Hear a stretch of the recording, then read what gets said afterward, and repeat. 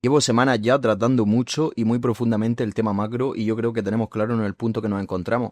Pero la pregunta es, ¿cómo podemos sacar beneficio de esto? ¿Qué activos son los que mejor se están comportando en este entorno? ¿Cuáles son los activos que mejor se van a comportar y que aún no han empezado a moverse? Pues a continuación voy a mostrar esto, los activos que ya he añadido a cartera estos últimos días y sobre todo los que voy a añadir. Vale, pues vamos con el gráfico y ya explicamos la cartera y todos los activos que hay en ella. Antes de nada, decir que es una cartera muy simple y que no está diseñada para grandes capitales. Está más bien diseñada para un capital bajo-medio y para tener una buena rentabilidad los siguientes meses con apenas riesgo. Pero bueno, eso depende también mucho de cada uno, con cuánto capital entra en cada activo, dónde pone stop loss y cómo maneja la cartera. Yo simplemente voy a explicar un poquito los activos y por qué tiene sentido tenerlos en cartera los siguientes meses. Bien, pues estoy dividiendo estos activos en dos fases. ¿Por qué? Porque en la primera fase, que es en la que estamos desde hace un par de semanas, hay muchos activos que ya han despegado, el ejemplo del oro, la plata, igual no se encuentran en el momento perfecto para entrar. Pero igual la fase más interesante es la fase 2, que es cuando empieza ya a crujir un poco todo el sistema, a haber tensiones fuertes, y ahí se mueven otro tipo de activos. Esa fase aún no ha empezado y ahí tenemos que estar muy atentos. Y además en la cartera la tengo dividida entre activos que tengo en largo y activos que tengo en corto. Eso es simple, activos a los que estamos, por así decirlo, apostando a que va a subir y activos a los que estamos apostando a que va a bajar. Importante porque el motor de la cartera que estoy manejando es sobre todo de activos en corto.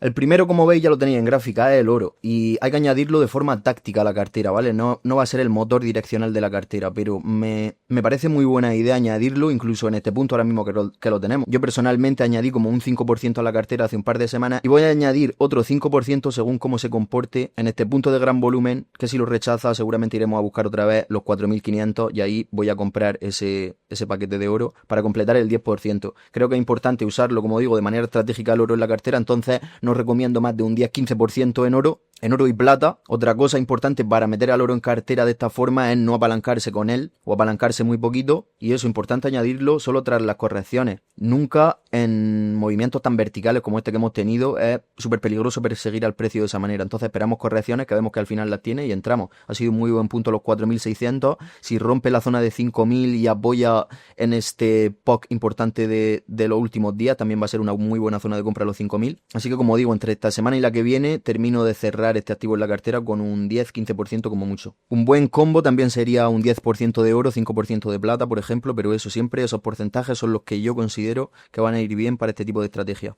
Vale, los siguientes activos que estoy metiendo en la cartera son utilities y defensivas de Estados Unidos, haciendo largos simples, direccionales y que pueden durar varias semanas. ¿Por qué las voy a meter? Porque aguantan bien cuando el mercado se enfría, son empresas que no dependen del crédito y porque es el proceso natural en este tipo de rotaciones que el dinero vaya entrando a este tipo de empresas. Así que yo, en vez de operar así las empresas sueltas, lo que voy a hacer es operar índices. Tenemos XLV, XLU y XLP, que son, como digo, utilities, consumo y sector básico. Sector de consumo básico me refiero. El que no voy a añadir en cartera porque ya creo que ha despegado es el de consumo básico. Se ha anticipado a nuestra tesis, pero creo que utilities y sector salud aún están en buen punto, sobre todo el XLU tiene un buen trade para añadir a cartera, así que utilities a mi parecer tiene un buen gráfico, yo voy a añadir a cartera también esta semana, y el sector salud también se ve interesante, que si al final esto termina confirmándose como una zona de reacumulación, vamos a tener otro movimiento al alza bastante fuerte. Y teniendo en cuenta esta rotación defensiva es muy probable que se dé este movimiento. Como digo, son trades para entrar en retroceso también cuando encontremos buenos puntos y para mantenerlo algunas semanas. Tampoco daría mucho peso en la cartera, igual meterle otro 10% de este tipo de índices, pero no más. Y luego el siguiente sector de empresas que metería en largo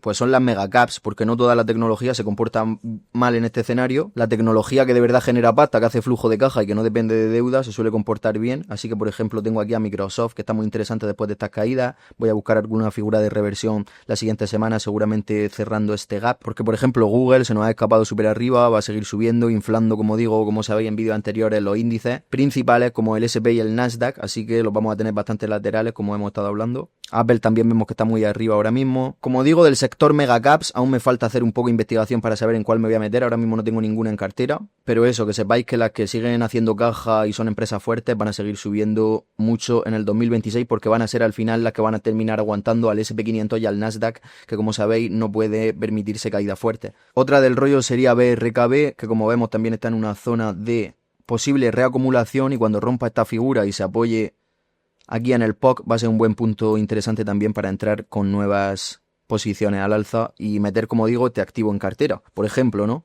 Eso ya toca un poquito de investigación y que cada uno se busque las empresas que más confíe en ellas. Vale, pues con esto ya tendríamos toda la parte larga, toda la parte de activos que pensamos que va a subir. De esta primera fase en la que nos encontramos. Significa que si encontramos activos en buenos puntos, aún es buen punto de comprarlo. Pero si vemos que ya han tenido grandes subidas y que se nos escapa el activo, es mejor no perseguirlo porque, como digo, después vamos a ir con los activos de la segunda fase que aún están en fase temprana y no se ha movido ninguno. Así que ahora vamos con los índices y acciones que voy a meter en mi cartera y que algunos ya tengo en posición corta. Primero de todo, el Russell 2000, que ya avisamos que después de este exceso, después de esta mecha, iba a ponerse débil, empezaba a potenciarse ese proceso de rotación. Veíamos ya muchas empresas dentro del Russell que estaban empezando a caer, etcétera. ¿Por qué no es la apuesta más segura? Porque es verdad que muchas de sus empresas dependen de deuda y de tener condiciones financieras buenas, pero sí que tiene empresas también muy fuertes y que al final son del día a día, de consumo básico y que también dan mucha fuerza al índice. Así que al final no estoy seguro si voy a añadir el índice del Russell porque sí que tengo varias empresas ya dentro de este índice, pero si alguien busca una cartera un poquito más segura que no tenga tanta volatilidad, sí que es buena idea meter el Russell a la baja durante los próximos 2-3 meses, buscando correcciones que no tienen por qué darse con el S&P y el Nasdaq, que creo que sí que van a estar más fuertes que el Russell. Y como digo, dentro del Russell y dentro del Nasdaq tenemos la mayoría de acciones que al final van a ser el motor de nuestra cartera. Van a ser las que nos van a dar los trades más rápidos, más direccionales y de más beneficios. Esas empresas son